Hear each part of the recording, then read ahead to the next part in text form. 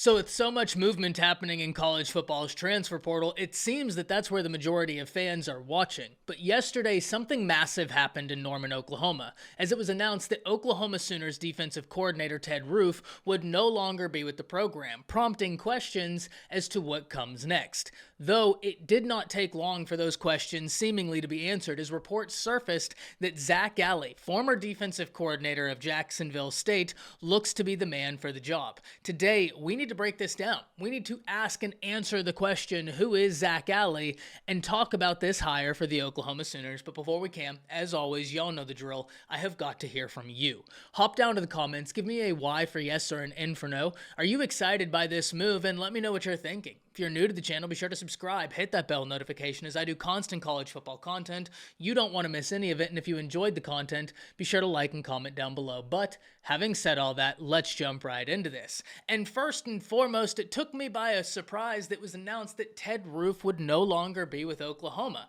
Now, make no mistake about it, whenever Brent Venables was assembling his staff, that was the hire that raised my eyebrows the most. It made complete sense because he and Ted Roof had familiarity with each other, but Ted Roof was not the banner defensive coordinator that I think so many people within the Oklahoma fan base thought they would be getting. However, at the end of the day, it was understood because Brent Venables was going to be the head guy on that defense. Brent Venables putting together brilliant defenses for his entire career. Ted Roof was there because he understood what Brent Venables wanted to do. They'd worked closely together, and it was an easy transition as Brent Venables went from being a defensive coordinator to a head coach so that he could look at somebody that knew exactly what he wanted done in Ted Roof.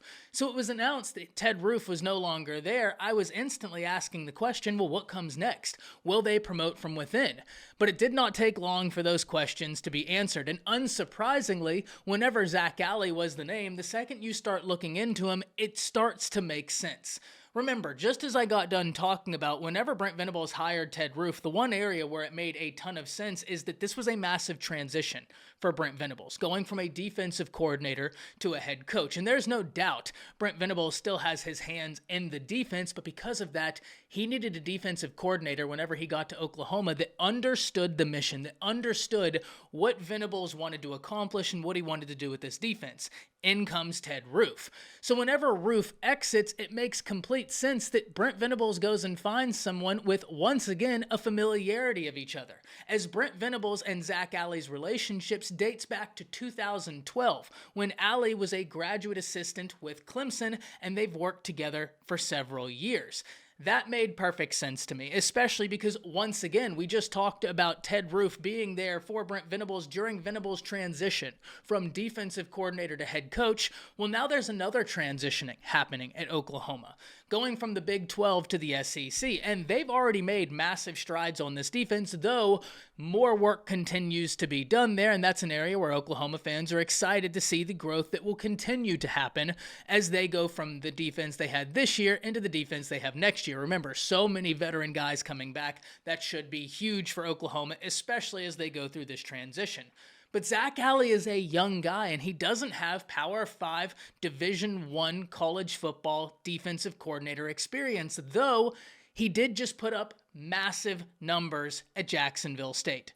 Whenever we look at the job he did at Jacksonville State, they were a top 35 scoring defense in the nation, coming in at number 33. They were number 20 in third down defense. They were number 15 against the run.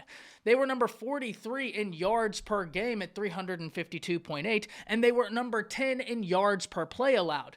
This was a defense that really was able to allow Jacksonville State to flourish. It was a defense that continued to get better, and you got to see the flashes of what looked to be a defense that was trending in an elite direction, especially as Jacksonville State was going through a transition period. But now Alley is going to be tasked with a much bigger job than he previously had. It's one thing to run the defense at Jacksonville State. It's an entirely other thing to run the defense of the Oklahoma Sooners. The good news, he's surrounded by coaches that he has a familiarity with. Brent Venables, Todd Bates, just to name a few. That should make this transition a bit easier because he already understands what Brent Venables wants done. Furthermore, whenever we look at the history of Zac Alley coaching, after he left Clemson, he went to several different places. He coached inside linebackers and outside linebackers at Boise State, and then went to the University of Louisiana Monroe, where he followed Rich Rodriguez from ULM to Jacksonville State, and that's where Brent Venables got him from. But this is a young guy. And we talk about this all the time. There may be some people out there that wanted Oklahoma to go out and get an established name, and I certainly understand that, but the flip side of that is this. Brent Venables knows Zac Alley. Brent Venables chose him because they're familiar with each other, and like Venables, Alley's a linebacker coach, and I think that will make for an easy transition, and once again, it will make it an easy person for Venables to bounce ideas off of, for them to work together. Furthermore, whenever we look at recruiting, I always think there's something to be said about these younger coaches on the recruiting trail. They, in theory, can relate to these prospects easier than some 60-year-old guy. Now, that's not always the rule. There are always exceptions to the rule. You look at Nick Saban, who recruits as well as anybody in the nation. He doesn't have any problem relating, but that's also Nick Saban.